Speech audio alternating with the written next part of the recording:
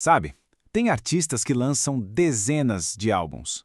E tem aqueles que, com só um pouquinho de material, mudam absolutamente tudo. Hoje a gente vai mergulhar no legado de um desses gênios, D'Angelo, um músico que não só redefiniu um gênero, mas cujo impacto na música, nossa, ecoa até hoje.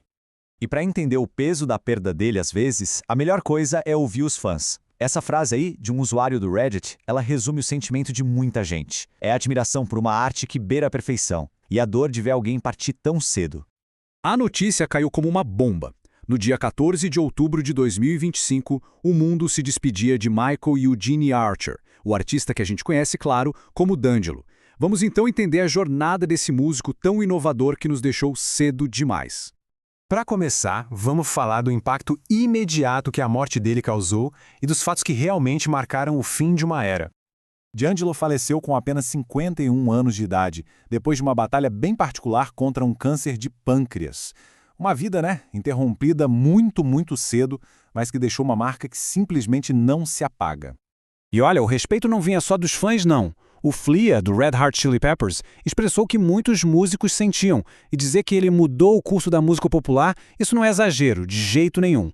É o reconhecimento de uma influência que de fato transformou a indústria. Agora vamos fazer o seguinte, vamos voltar um pouco no tempo. Como que o D'Angelo se tornou esse pioneiro? Como ele criou um som que era completamente novo? A genialidade dele era uma coisa óbvia, desde muito cedo. Com 3 anos ele já estava tocando piano em casa. Aos 17, venceu a lendária competição do Apollo Theater.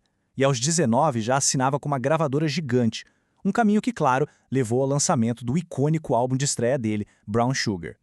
E o Brown Sugar não foi só um álbum, foi o começo de um movimento inteiro. O som era tão diferente que precisava de um nome. E foi o empresário dele, Kader Massenberg, que batizou de Neo Soul, aquela fusão de R&B, hip-hop, jazz e funk que o D'Angelo ajudou a definir para toda uma geração. E o impacto foi imediato. Mais de 1,5 milhão de cópias vendidas só nos Estados Unidos. Isso mostra que Brown Sugar não foi só um sucesso para um nicho específico, não. Foi um fenômeno cultural. O mundo estava pronto para essa nova batida. Depois daquele sucesso todo de estreia, veio a consagração.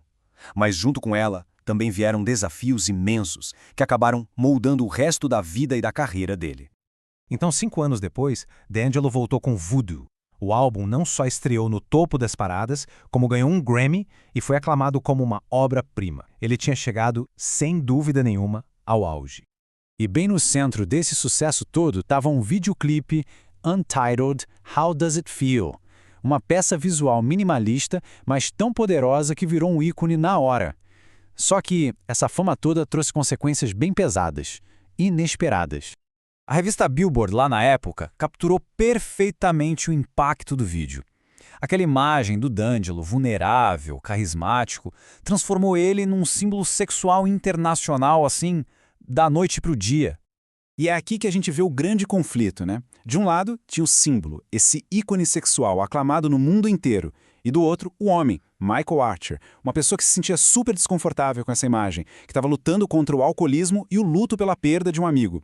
Essa pressão toda fez com que ele simplesmente se afastasse dos holofotes.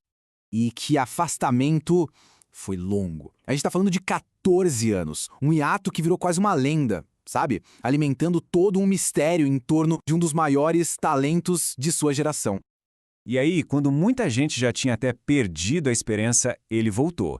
E o retorno foi assim, triunfante, politicamente engajado e musicalmente genial. O título do álbum, Black Messiah, ou Messias Negro, não era sobre ele mesmo. Nas palavras do próprio D'Angelo, era um reflexo dos movimentos sociais daquela época, de Ferguson ao Occupy Wall Street. Era um álbum que funcionava como um chamado para a ação. Lançado assim, de surpresa em 2014, o álbum foi um verdadeiro evento.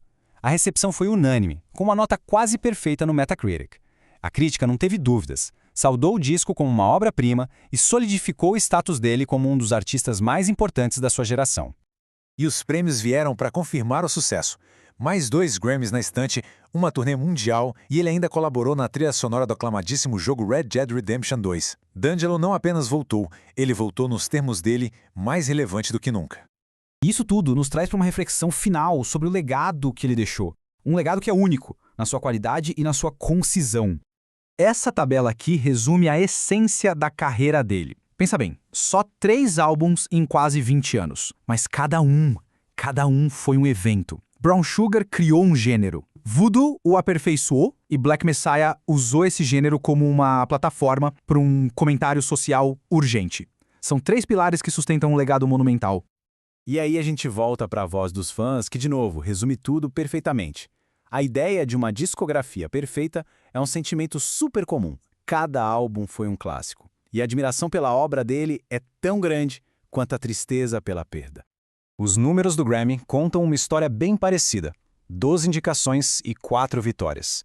A questão nunca foi sobre quantidade, e sim sobre a qualidade e o impacto de cada trabalho que ele decidiu compartilhar com o mundo. E no fim, a gente fica com essa pergunta, né? Como é possível que apenas 3 álbuns tenham um impacto tão profundo, tão duradouro na música? A resposta, talvez, esteja na própria filosofia do D'Angelo.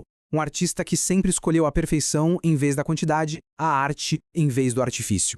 Um legado perfeito que com certeza vai continuar a inspirar para sempre.